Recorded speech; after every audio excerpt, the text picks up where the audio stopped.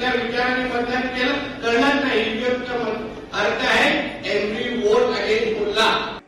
This kind of thing is quite shocking. I mean, honestly, in our country, we really have to understand the basic lesson of the freedom struggle.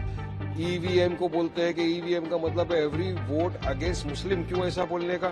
तो मैं तो सवाल करूंगा नरेंद्र मोदी जी से, देश के प्रधानमंत्री से. मैं सवाल करूंगा फडणवीस जी से, क्या आप भी ईवीएम का मतलब यही मानते हैं क्या?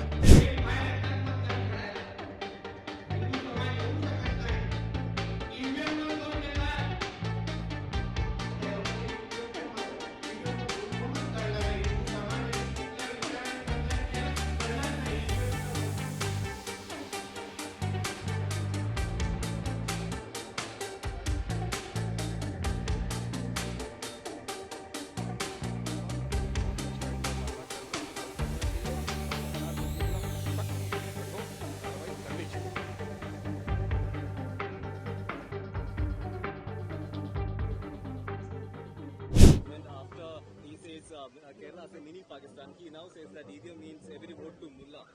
Maharashtra. This kind of thing is quite shocking. I mean, honestly, in our country, we really have to understand the basic lesson of the freedom struggle, which is that when one set of people said that religion is the basis of their nationhood and they went away and created Pakistan, Mahatma Gandhi onwards, our leaders said, no, we have fought for the freedom of everybody. We will create a country for everybody. We will write a constitution for everybody, and everybody will live here with equal rights. I must say that people picking on any one community, whether it's against Muslims, against Hindus, against Christians, against any caste, that is all wrong. We are all equal individual citizens of India, and that is the only basis on which our country can progress. कि मुझे लगता है नीतीश राणे अपना मानसिक संतुलन खो बैठे हैं. हर मर्तबा इसी तरह के अनाप शनाप बकवासबाजी वो करते रहते हैं. अब तो उनको शर्म आनी चाहिए. अब तो मंत्री बन गए महाराष्ट्र के. अब तो मुसलमानों को गालियां देने के लिए, उनके खिलाफ अनाप शनाप बकवास बकने के लिए महाराष्ट्र की सरकार ने उनको रिवॉर्ड दिया है, उनको मंत्री बना दिया. तो अब क्यों इस तरह की बकवासबाजी कर रहे हैं? ईवीएम को बोलते हैं कि ईवीएम का मतलब है एवरी वोट अगेंस्ट मुस्लिम. क्यों ऐसा बोलने का? तो मैं तो सवाल करूंगा नरेंद्र मोदी जी से, देश के प्रधानमंत्री से. मैं सवाल करूंगा फडणवीस जी से, क्या आप भी ईवीएम का मतलब यही मानते हैं क्या?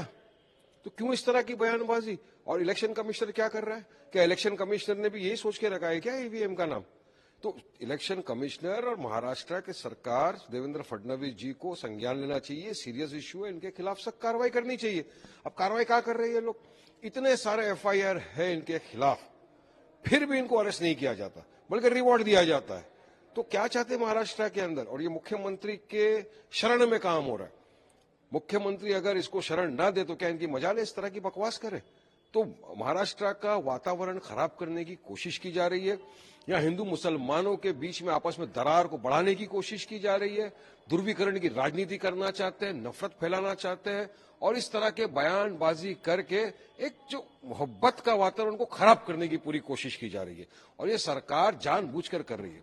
सरकार ने अपने इस तरह के लोगों को छोड़ दिया, जाओ मुसलमानों के खिलाफ अनाप शनाप बकवासबाजी करो, तुमको रिवॉर्ड दिया जाएगा. तो ये रिवॉर्ड का नतीजा है.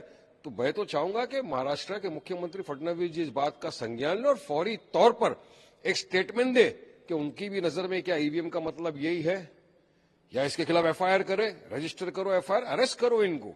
और इलेक्शन कमिश्नर भी इस बात का संज्ञान ले ताकि इस तरह की बकवासबाजी आगे से ना हो. केरला जैसे राज्य को भी जो इस तरह से उन्होंने टिप्पणी की है कि मिनी पाकिस्तान है, उसके बाद अब ये